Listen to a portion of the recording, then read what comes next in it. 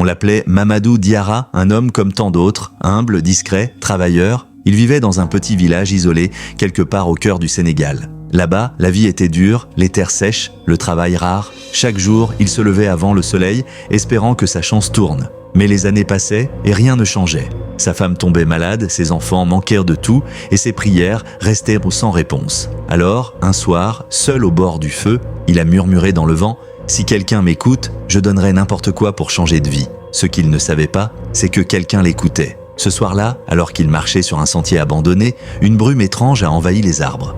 L'air est devenu glacial et le silence trop profond. Puis il l'a vu. Une silhouette noire, immobile, comme sortie d'un cauchemar. L'être parlait sans bouger les lèvres, sa voix résonnait directement dans la tête de Mamadou. « Je peux t'offrir tout ce que tu veux, richesse, pouvoir, respect, mais en échange, tu me donneras ton âme. » Mamadou a ri. Il croyait à une hallucination, mais l'ombre s'est approchée, a tendu un vieux parchemin et a ouvert une petite plaie dans sa paume. Sans même comprendre pourquoi, Mamadou a signé. Et dès ce moment, sa vie a changé. Le lendemain, un inconnu débarque au village. Il cherche un homme honnête pour gérer un commerce à la ville. Mamadou est choisi. 2 semaines plus tard, il gagne une grosse somme d'argent grâce à un simple pari. Puis il devient patron, propriétaire de terres, distributeur de vivres, bienfaiteur du village. En un an, il passe de pauvre à légende locale. Mais ce que les gens ne savaient pas, c'est que la nuit, Mamadou ne dormait plus. Des voix murmuraient dans les murs. Des objets bougeaient, seuls. Sa femme faisait des cauchemars, son fils tombait malade, sa fille les voyait déformes dans les miroirs, et chaque nuit, il rêvait du même endroit, un désert rouge, un trône de feu et une silhouette qui l'attendait. Puis un jour, tout s'est écroulé. Sa femme disparut sans laisser de traces, son fils mourut dans son sommeil, sans aucune explication. Les villageois commencèrent à l'éviter, on disait qu'il portait le mal en lui, que son ombre bougeait toute seule, et que parfois, on entendait quelqu'un parler, alors qu'il était seul. Mamadou est devenu fou, du moins c'est ce que pensèrent les autres. Mais lui, il savait que l'heure approchait. Il a tout abandonné et est parti vivre en ermite dans une vieille maison à la lisière de la forêt.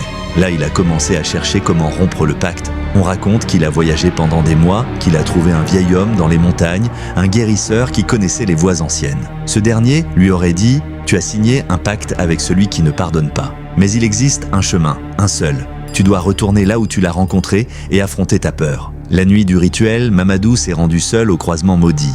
Il a tracé un cercle de cendres, brûlé du bois noir, récité les paroles interdites. Le sol a tremblé, le ciel s'est obscurci. Et la chose est revenue, mais cette fois, elle n'était pas seule. Derrière elle, sa femme, ou du moins une version déformée d'elle, et un enfant, aux yeux entièrement noirs. Il ne parlait de pas, il pleurait du sang. La voix a de nouveau parlé. « Tu veux te libérer ? Donne-moi une autre âme, quelqu'un que tu aimes plus que tout. » Mamadou a hurlé. Il a supplié.